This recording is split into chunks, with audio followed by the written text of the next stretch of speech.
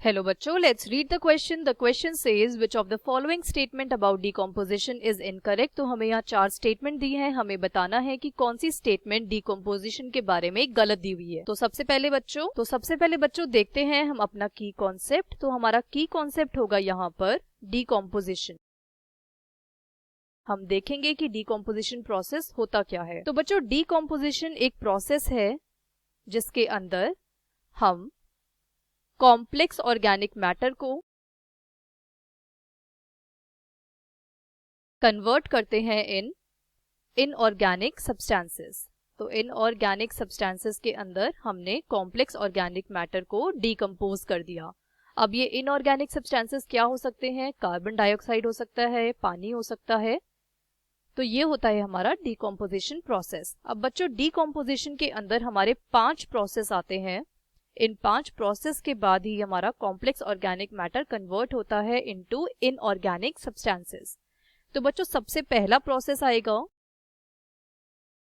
Fragmentation. तो ये हमारा सबसे पहला प्रोसेस है।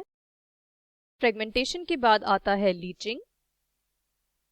लीचिंग के बाद आता है कैटाबॉलिज्म। और बच्चों फोर्थ प्रोसेस होता है हमारे पास हमिफिकेशन या फिर ह्यूमिफिकेशन भी बोलते हैं इसको। एंड लास्ट प्रोसेस होता है मिनरलाइजेशन। तो बच्चों क्वेश्चन में हमसे एक तो डिकम्पोजिशन के बारे में बोली है फर्स्ट स्टेटमेंट, लीचिंग के बारे में बोला है, फ्रेगमेंटेशन बोला है और कैटाबॉलिज्म बोला है। तो हम ये तीनों प्रोसेस देख लेते हैं एक बार। तो सबसे पहला प्रोसेस जो है हमारे पास फ्रेगमेंटेशन। तो बच्चों इसके अंदर हम डेट्राइटस को ब्रेक करते हैं इनटू स्मॉलर पार्टिकल्स। तो छोटे छोटे पार्टिकल्स में हम डेट्राइटस को ब्रेक कर देते हैं यूजिंग अर्थवॉर्म, जो कि एक डेट्राइटिवोर होता है जिसको हम फार्मर्स फ्रेंड भी बोलते हैं। सेकेंड प्रोसेस जो है हमारे पास दैट इज, तो बच्चों लीचिंग के अंदर हमारे पास जो वाटर सोल्यूबल मतलब जो पानी में सोल्यूबल इनऑर्गेनिक न्यूट्रिएंट्स होते हैं। तो बच्चों ये वाटर सोल्यूबल पानी में घुलने वाले इनऑर्गेनिक न्यूट्रिएंट्स होते हैं, ये अंदर सॉइल के चले जाते हैं और वहां जाकर ये प्रेसिपिटेट हो जाते हैं। So they go deep into soil and get precipitated. अब तीसरा जो हमें दिया हुआ था वो है कैटाबॉलिज्म के बारे में। तो देखते हैं कैटाबॉलिज्म को भी।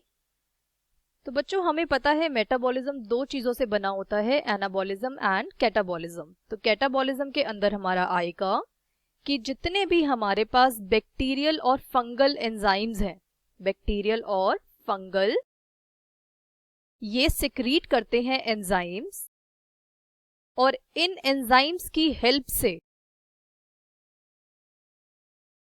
हम अपने डेट्राइटस को ब्रेक कर पाते हैं किसके अंदर? सिंपल इनऑर्गेनिक सब्सटेंसेस के अंदर। तो ये था हमारा कैटाबॉलिज्म प्रोसेस। कैटाबॉलिज्म में हम किसी भी एक सब्सटेंस को ब्रेक करते हैं इनटू सिंपलर सब्सटेंस। तो बच्चों ये हमारी कुछ डेफिनेशंस हैं फ्रेगमेंटेशन, लीचिंग, कैटाबॉलिज्म। अब अगर हम अपना क्वेश्चन देखें तो इसके अंदर जो स्टेटमेंट हमें गलत दी है that is option 2, water insoluble organic nutrients go deep into the soil horizon during the process of leaching. ऐसा क्यों बच्चों ये स्टेटमेंट गलत क्यों है? क्योंकि जैसा कि मैंने आपको बताया कि लीचिंग के अंदर वाटर सोल्यूबल ना कि वाटर इनसॉल्युबल और इनऑर्गेनिक न्यूट्रिएंट्स जो होते हैं वो जाते हैं सॉइल के अंदर। तो बच्चों यहां हमें दिया है वाटर इनसॉल्युबल और ऑर्गेनिक, जिसकी वजह से हमारा आंसर हो जाता है option 2। The final answer is option 2। Hope you understood it well. Best of luck.